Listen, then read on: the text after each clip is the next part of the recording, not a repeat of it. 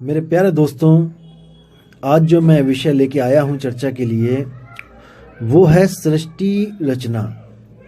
ये सृष्टि रचना कैसे हुई है, कैसे ये दुनिया बनी है और इसको बनाने वाला कौन है, आज इस पे विचार करेंगे। जैसे कि आपको पता है कि कई तरह के यहाँ पर जो संत आए हैं भारत में और अलग अलग प्रांतों में, विदेशों में, सबने जो सृष्टि रचना का विस्तार किया है, बताया है जो उन्होंने, वो लगभग लगभग सेम ही है।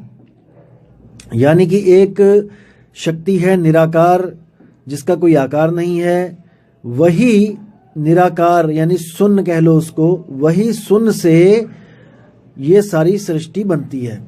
उसी को ब्रह्म कह लो, एक ही बात है। वही निराकार, वही ब्रह्म, वही शून्य, वही मन, चारों नाम अलग अलग हैं लेकिन वस्तु एक ही है। उसी से ये सृष्टि बनती है, उसी से ही बाकी तत्व बनते हैं, उसी से ही हर शरीर बनता है और आपको ये जड़वत जो शरीर, जो जगत है, वो दिखाई देता है उसी एक से। जैसे मैदे से ही समोसे भी बनते हैं, मटरी भी बनती है और भी कई पकवान बनते हैं, लेकिन वो मैदा एक ही होता है। उसके कण कण मिलकर अलग अलग शेप ले लेते हैं और हम हर चीज का अलग नाम रख देते हैं, लेकिन असल में वो मैदा ही होता है। और मैदा हर चीज में भरपूर होता है। जो भी चीज मैदे से बनी है उसमें मैदा कण कण में होता है। ऐसी कोई जगह नहीं जहां पर मैदा ना हो, जो चीज मैदे से बनी है। इसी तरह जो ब्रह्म है वो ऐसी कोई जगह नहीं है जहां पे ब्रह्म नहीं है।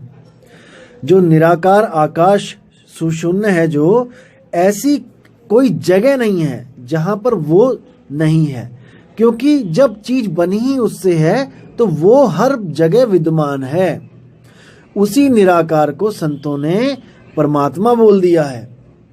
इसी गलती को आज हम सुधारेंगे कि परमात्मा निराकार है या साकार है या दोनों से परे है। इन्हीं चीजों को आज हम क्लियर करेंगे। तो दोस्तों, सबसे पहले मैं ये बता दूं कि इस पूरे ब्रह्मांड में 4 तरह के गुरु होते हैं जो सृष्टि रचना पे अपना प्रकाश डालते हैं। सबसे पहले कौन होते हैं? जो शरीर को परमात्मा मानते हैं, जैसे राम जी का शरीर, कृष्ण जी का शरीर, भोले शंकर का शरीर या किसी और का शरीर। और जो ऐसे गुरु हैं वो आपको भी शरीर घोषित कर देते हैं। जैसे वो आपको कहेंगे कि आप एक आदमी हो और औरत को कहेंगे कि आप एक औरत हो, और वो उसको आदमी औरत ही कह के पुकारेंगे और समझाएंगे कि तुम ही शरीर हो। कहने का मतलब कि उनको ये नहीं ज्ञान होगा कि तुम्हारा स्वरूप इस इंसानी चोले के अलावा भी कुछ और है। यानी कि वो खुद भी अपने आप को एक शरीर समझेंगे और अपने जन्मदाता को भी, जो भगवान जिसने हमें पैदा किया है, उसको भी एक शरीर समझेंगे। तो ये सबसे लो लेवल का ज्ञान होता है। जो सबसे लो लेवल के जो गुरु होते हैं, जो बस कहने को चोले पहन के गुरु बन के बैठ गए और कथाएं सुनाने लग गए, जिनको अध्यात्म से कोई लेना देना नहीं होता है। इसके बाद जो दूसरे नंबर पे गुरु आते हैं वो होते हैं वो लोग जो निराकार को परमात्मा मानते हैं और सारी सृष्टि निराकार से उत्पन्न होती है, ऐसा बताते हैं। उसमें भी 2 कैटेगरीज हैं। पहली कैटेगरी वो है जो आपको ये बोलते हैं कि शून्य से चेतनता प्रकट हुई और फिर कुछ चेतनाओं ने मिलके एक तंत्र बनाया और उस तंत्र से ही इंसान का एक शरीर बना और वो पहला शरीर आप हो और हम हैं। ऐसा बोलने वाले ये सिद्ध करते हैं कि सब कुछ शून्य से ही पैदा हुआ है, लेकिन वो लोग ये सिद्ध नहीं कर पाते कि शून्य कैसे प्रकट हो गया, कि आत्मा से शून्य कैसे प्रकट हो गया। तो वो लोग यहाँ पर बात को गोलमोल करने के लिए कह देते हैं कि ये तो अटल विधान है, ये तो आत्मा का सनातन विधान है, या फिर ऐसा कोई बड़ा सा डायलॉग मार के आपको, क्योंकि उनके पास जवाब नहीं होता इस बात का, तो वो इसको एक अटल नियम करके बात कर देते हैं कि ये तो प्रकृति का नियम है। दोस्तों, अगर ये अटल नियम है तो याद रखना कि ये अटल नियम दोबारा भी लागू होगा, क्योंकि जो अटल स्वयं अटल नियम है वो हमेशा ही लागू होगा। ऐसा हो नहीं सकता कि वो लागू ना हो, क्योंकि वो तो नियम ही है, नियम तो लागू होते ही हैं। तो इसमें मुक्ति नहीं मिल सकती आपको। और इसी कैटेगरी में जो दूसरे संत हैं वो क्या कहते हैं, वो कहते हैं कि परमात्मा निराकार है और उसी से सारा ब्रह्मांड पैदा होता है, और आप और हम क्या हैं, जीव। वो जीव की संज्ञा देते हैं। वो ये नहीं कहते कि आप शरीर हो या आप मन हो, वो कहते हैं कि आप जीव हो जो निराकार परमात्मा ने जो शरीर बनाए हैं उस शरीरों में आप रहते हो। ऐसे गुरु मिलेंगे आपको कैटेगरी 2 में।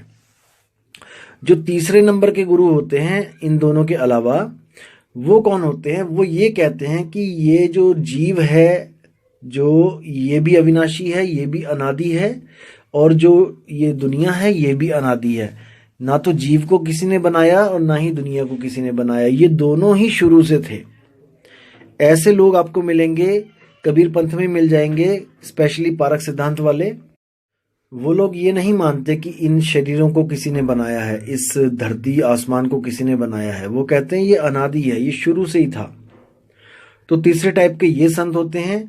जो चौथे टाइप के संत होते हैं उनको ये पता होता है कि आत्मा से ब्रह्म कैसे पैदा हो गया और कहाँ पे गलती हुई है, ब्रह्म से सृष्टि कैसे बनी है। उनको हर चीज़ पता होती है और वो हर गतिविधियों को जानते हैं कि कहाँ पर गलती हुई है, कहाँ पे ये सृष्टि बनी है।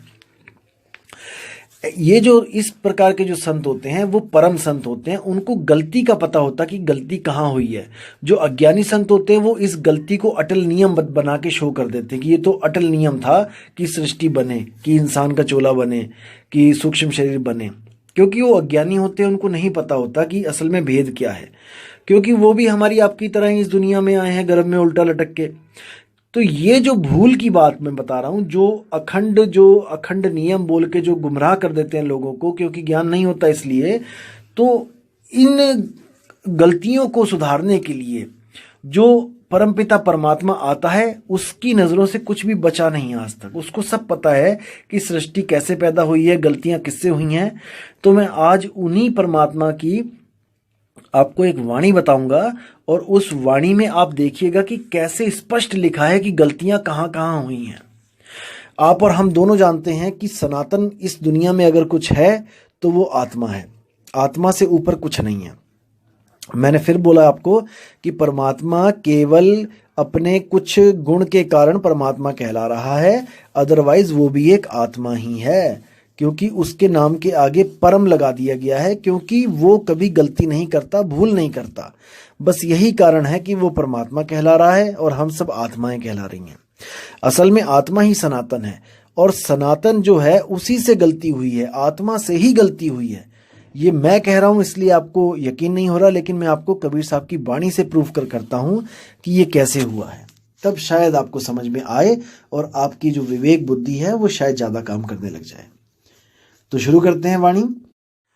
संतों ऐसी भूल जग माही, जाते जीव मिथ्या में जाही। तो साहिब कह रहे हैं कि संतों, देखो हम लोग महामूर्ख अज्ञानी लोग हैं, फिर भी कबीर साहब में इतनी शालीनता है कि वो हमें अज्ञानियों को संतों कह के पुकार रहे हैं। और हम जैसे मूर्ख, देखो उन संतों को हम लोग अज्ञानी, फंसाने वाला, मूर्ख, पता नहीं क्या क्या बोल देते हैं। यहां से पता लगता है कि बुद्धि का लेवल कितना है हम लोग का। तो आप समझदार हैं, आप समझिए इस ज्ञान को। तो क्या कहते हैं, संतों ऐसी भूल जग माही, जाते जीव मिथ्या में जाही। साहिब कह रहे हैं कि ऐसी भूल जगत में पड़ गई है जिससे हर जीव झूठ की राह पे चला हुआ है, यानी झूठी मुक्तियों के चक्कर में फंसा हुआ है। अब कहते हैं, पहले भूले ब्रह्म अखंडित, झाई आपु ही मानी। यानी कि जो ब्रह्म जिसको बोला जाता है कि वो अखंडित है, वो परमात्मा है, जिसके लिए कई बार बोला जाता है अहम ब्रह्मास्मि, एको ब्रह्म द्वितीयो नास्ति। तो ऐसा ब्रह्म जो है, कबीर साहब कहते हैं वो खुद भूला हुआ है। वो अपने स्वरूप को भूल के अपनी ही परछाई को सत्य मान के बैठ गया, और इसी परछाई से उसने इच्छा करके, अभिमान प्रकट करके ये सृष्टि रच दी। झाई में भूलत इच्छा कीनी, इच्छा ते अभिमानी।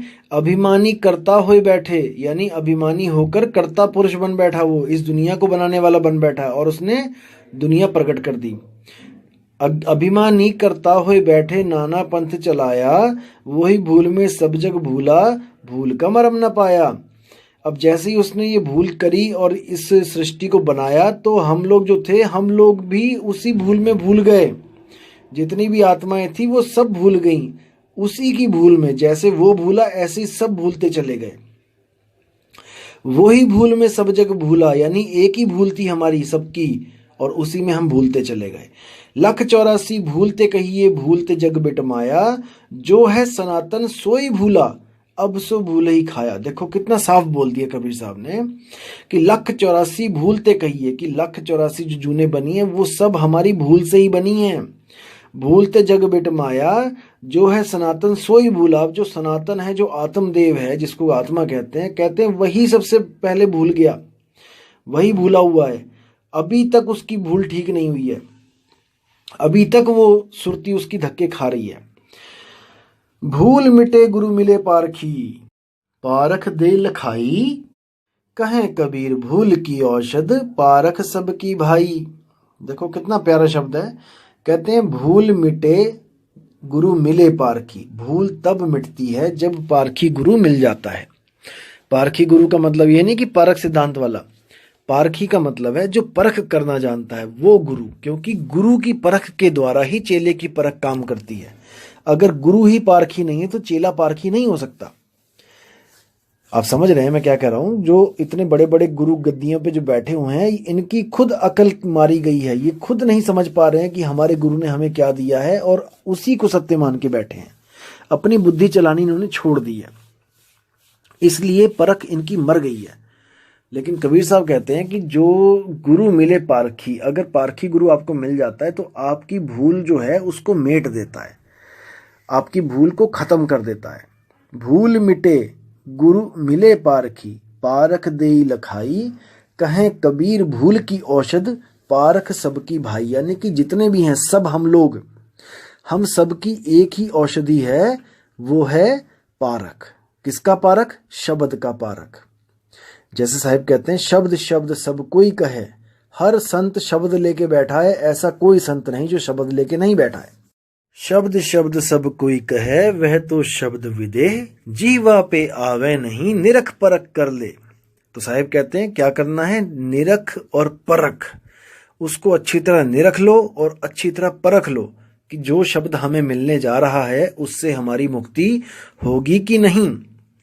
मुक्ति की बात है यहाँ पे दोस्तों। अब ऐसा नहीं है कि किसी भी शब्द से मुक्ति मिल जाए, ऐसा नहीं है। केवल सार शब्द से मुक्ति मिलती है और वो सार शब्द किसी ग्रंथ में नहीं लिखा है। उसी सार शब्द को मूल ज्ञान कहते हैं। जैसे साहिब ने बोला है, 33 अरब ज्ञान हम भाखा, सार शब्द हम गुप्त ही राखा। तो सार शब्द गुप्त कहाँ रखा है भाई? ये समझना है। वो दिया है संतों के हाथ में, यानी कि संतों को भेद दिया है सार शब्द का। 33 अरब ज्ञान कहाँ लिखा है? किताबों में।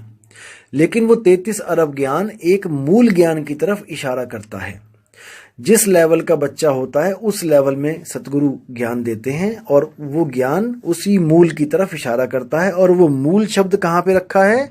वो सतगुरु के पास रखा है। सतगुरु जब मिलता है तो वो भेद बताता है। 33 अरब ज्ञान पढ़ने की जरूरत नहीं है भाई। कोई सोचे कि 500 साल लग जाएंगे पढ़ते पढ़ते, भाई वो मूर्ख है। तो कबीर साहब कहते हैं जो तुम चाहते हो, सार शब्द चाहते हो, तो सतगुरु के पास जाओ, विवेक के द्वारा उसको परखो। अनपढ़ बंदा तो कभी भी मुक्ति ना पा पाए। अगर उसको पढ़ने के बाद ही मुक्ति मिलनी है तो वो तो किसी ग्रंथ को पढ़ ही नहीं पाएगा। तो ग्रंथों को पढ़ना तब होता है जब सतगुरु नहीं होता है। जब सतगुरु मिल जाता है, जब सत्संग मिल जाता है, तो आप ग्रंथों को छोड़ो, आप वाणी पे विचार करो, वाणी क्या कह रही है। और आप इतने मूर्ख नहीं हो कि आपको कोई मूर्ख बना जाए। हर वाणी का एक मतलब होता है, सार होता है, और जो हंस होते हैं वो उस सार को समझ लेते हैं। जो कौवे होते हैं वो सार असार को नहीं समझ पाते हैं। तो बात है मुक्ति की, हमें मुक्ति चाहिए। अब दोस्तों एक सवाल आता है कि अगर मुक्ति चाहिए तो किससे चाहिए? किसने हमें बंधन में डाला हुआ है? हमें मुक्ति चाहिए, किसने हमें बंधन में डाला है? हम कौन हैं? ये सबसे बड़ा सवाल है दोस्तों। कई ऐसे आपको जो अज्ञानी गुरु मिलेंगे जो आपको कहेंगे कि आप मन हो, क्योंकि आप सुख दुख को भोग रहे हो, सुख दुख महसूस कर रहे हो, इसलिए आप मन हो। दोस्तों, अभी उनको मन की परिभाषा तक नहीं पता है कि मन होता क्या है। मन जड़ होता है, लेकिन चेतन का सहारा लेके, यानी आत्म तत्व का सहारा लेके वो चेतन दिखाई देता है। जैसे आप खुद लगाओ, अपने ऊपर लगाओ कि आपका शरीर जड़ है। शरीर जड़ है, केवल चेतन इसलिए दिखाई दे रहा है क्योंकि इसमें चेतन सत्ता विराजमान है। आपकी आत्मा जो सुरती है, आत्मा की सुरती इसमें टिकी हुई है, इसलिए ये चलता है, फिरता है, उठता है, बैठता है, खाता है। कोई इसको मृत नहीं कह सकता। लेकिन जिस दिन ये सुरती निकल जाती है यहां से, शरीर से, तो उसी दिन ये मृत कहला जाता है। अब लोग क्या कहेंगे कि ये बंदा मर गया, यानी कि इसमें कुछ ना कुछ कमी है। देखो, हार्ट, लीवर, किडनी, सब कुछ, नाक, आंख, कान, सब कुछ वही है, लेकिन फिर भी क्या चीज है जो उसमें नहीं है? दोस्तों, वो आत्मा है। आत्मा नहीं है, इसलिए वो मृत है। कई ऐसे आपको स्वयंभू आत्मज्ञानी मिलेंगे जो आपको ये बोलेंगे कि आत्मा निर्जीव और सजीव दोनों वस्तुओं में होती है। देखो कितनी, मतलब कि कितनी मूर्खतापूर्ण बात है। आपने विचार करना है, मैं निंदा नहीं कर रहा किसी की। अब देखो, सजीव और निर्जीव बोला गया है। अब इस सजीव और निर्जीव का उदाहरण देके आपको कहेंगे कि देखो, सजीव में भी जीव लिखा है और निर्जीव में भी जीव लिखा है, यानी दोनों में आत्मा है। देखो, आप खुद सोचिए, आपने बचपन में पढ़ाई करी होगी, जहां पे सा लग जाता है किसी भी अक्षर के आगे, वहां पर हो जाता है, यानी कि उसके साथ, किसी का साथ। जैसे सबल, यानी कि जो जिसके पास बल है वो है सबल, यानी कि संपूर्ण, यानी कि जो पूर्ण हो चुका है वो है संपूर्ण। सपरिवार, यानी परिवार के साथ आओ, कहते हैं ना, सपरिवार निमंत्रण है। तो जहां पे सा लग जाता है वहां पर होता है कि जोड़, यानी कि कोई चीज जुड़ी हुई है वहां पे। अब ऐसे ही है सजीव, यानी सजीव वो लोग हैं जहां पर जीव रहता है। जैसे मैं हूं, आप हैं, कोई कुत्ता, बिल्ली, बकरा, हाथी, घोड़ा, मछली, चींटी, ये सब सजीव हैं। इसी को इंग्लिश में लिविंग बीइंग्स कहते हैं। और निर्जीव का मतलब क्या होता है दोस्तों? निर्व का मतलब होता है जहां पे नहीं है। जैसे निरअंकुश, यानी कि जिस पर अंकुश ना लगाया गया हो। निर्वस्त्र, यानी जिसने वस्त्र ना पहने हो। निर्गुण, जिसमें कोई गुण ना हो। तो दोस्तों, निर का मतलब होता है जहां पर वो चीज नहीं है। निर्गुण, निर्जीव, यानी कि जहां पर जीव नहीं है। अब इसको समझना है। जैसे मेज, कुर्सी, पत्थर, ये सब निर्जीव हैं, इनमें जीवन नहीं है, इनमें चेतना नहीं है। इनको आप काटोगे, मारोगे, ये चीखेंगे, चिल्लाएंगे नहीं, ये अपना बचाव नहीं करेंगे। लेकिन जहां पर भी कोई जीव है वो अपना बचाव करेगा। अब आप कहोगे कि पेड़ में जीव होता है, लेकिन पेड़ बचाव क्यों नहीं करते? दोस्तों, उनमें जीव है, लेकिन उनकी जो चेतना है वो बहुत सूक्ष्म है। अब जो पिक्चर प्लांट है, अब पिक्चर प्लांट देखिए आप, वो क्या करता है, जैसे ही उसके मुंह में कोई कीड़ा जाता है वो एकदम अपने मुंह को बंद कर लेता है, यानी कि वो जीवित है, वो एक्शन टू रिएक्शन काम कर रहा है। जैसे छुई मुई का पेड़ होता है, आप उसको जैसे ही स्पर्श करेंगे तो वो एकदम मुरझा जाएगी। तो इसका मतलब कि जीव है, लेकिन चेतना उसमें बाकी पौधों के मुकाबले थोड़ी सी ज्यादा है। लेकिन उसी छुई मुई का पेड़ आप उखाड़ दें जमीन में से और पड़ा रहने दें, अब वो वर्क नहीं करेगा, क्योंकि अब उसमें जीव नहीं है। दोस्तों, यही संज्ञा होती है जीव और संजीव और निर्जीव की, सजीव और निर्जीव की। लेकिन ऐसे स्वयंभू यहां पर बैठे हुए हैं ज्ञान देने के लिए कि दोस्तों क्या बोलूं मैं। अब बात चल रही है मुक्ति की। अब मुक्ति क्या चीज होती है, इस पे डिस्कस कर लेते हैं। जैसे आपको किसी जेल में डाल दिया गया, और ऐसी जेल में डाला गया जहां पे जेल के अंदर जेल, जेल के अंदर जेल, जेल के अंदर जेल, जेल के अंदर जेल, अनंतों जेल अंदर ही अंदर बनी हुई हैं। तो दोस्तों, आपको जब जेल में डाल दिया गया तो आपको मुक्ति कैसे मिलेगी? आप खुद सोचो। जैसे आप मुक्त अवस्था में अपने घर में बैठे थे, आपको 4 पुलिस वाले वहां से पकड़ के लेके गए और जेल के अंदर आपको डाल दिया। दरवाजे से एंटर किया उन्होंने, कार लेके गए जीप में, आपको दरवाजे से एंटर करवाया अंदर और अंदर आपको जेल में डाल दिया। उसके बाद जेल के अंदर जेल के अंदर जेल, ऐसे हजारों अरबों जेल हैं जो कभी खत्म नहीं होंगी। अब दोस्तों, अगर आपको मुक्ति चाहिए तो आप क्या करोगे, मुझे बताओ। दोस्तों, बिल्कुल सिंपल है। जिस दरवाजे से आप अंदर गए थे उसी दरवाजे से आप बाहर आ जाओ और जहां पर पहले थे वहां पहुंच जाओ, आपकी मुक्ति हो जाएगी। क्योंकि जेल बनने से पहले आप मुक्ति थे। जब जेल बनी है, कैदी तो तभी बने हो ना आप। अगर जब जेल नहीं थी, जब मुक्ति थे। तो कई लोग आपको क्या बोलेंगे, ऐसे ऐसे ज्ञान देने वाले हैं कि हंसी भी आती है और दुख भी होता है कि दोस्तों ये कहां पथ भ्रष्ट हो गए हैं, कहां जा रहे हैं ये लोग। ये लोग आपको क्या कहेंगे, ऐसे ऐसे अज्ञानी बैठे हैं, ये कहेंगे कि आपको जेल के अंदर डाल दिया गया है और जेल के अंदर जेल है, जेल के अंदर जेल है, तो अगर आप मुक्त होना चाहते हो तो आप उसी जेल में मर जाओ। बताओ दोस्तों, मतलब आप अगर मुक्त होना चाहते हो कहीं से तो यानी कि वहां पे मर जाओ आप, तो मुक्त कैसे हुए? नहीं दोस्तों, ऐसा नहीं है। ये बिल्कुल अज्ञान है। कबीर साहब मुक्ति के बारे में क्या बोलते हैं, आप बीजक की साखी उठा के देखिए। पहली साखी क्या कहती है, जहिया जन्म मुक्ता हता तहिया हताना कोए, छठी तुम्हारी है जगह तू कहां चला बिगोए। बिल्कुल साफ क्लियर कर दिया है इसमें कि जहिया जन्म मुक्ता हता, कि जब तुम जन्म मरण से मुक्त थे, तैया हताना कोए, वो अवस्था और कोई अवस्था के बराबर नहीं है, उसके अवस्था के बराबर और कोई अवस्था नहीं है। यानी मुक्त अवस्था से अच्छी कोई अवस्था नहीं है। लेकिन जो सनातन भूला, जो सनातन से पहली भूल हुई, वो यही भूल हुई कि वो आत्म तत्व से भी नीचे गिर गया। सुरती के रूप में, सुरती शब्द से जब अलग हुई, आत्मा से सुरती उसकी अलग हुई और वो जब जेल में पहुंची, यानी 5 तत्वों ब्रह्म को निर्माण करते करते, आगे 5 तत्वों का निर्माण करते करते जब नीचे पहुंची, 5 तत्व में पहुंची, तब बंधन में पड़ गई। ये वापस अपने उस मूल को नहीं प्राप्त कर पाई। अरबों खरबों जन्म हो गए। इसलिए परमपिता परमात्मा को एक गुरु रूप धारण करके, एक पुरुष का रूप धारण करके हमें समझाने के लिए आना पड़ा। और वही परमपिता परमात्मा मूल सुरति हैं। मूल सुरति का मतलब होता है वो शब्द जो अपने ज्ञान में रह के सुरति के द्वारा हमें समझाने आता है, अपने ज्ञान में रह के। दोस्तों, कहने का मतलब है कि वो किसी गर्भ जून से नहीं आता उल्टा लटक के, क्योंकि गर्भ जून ही अज्ञान है।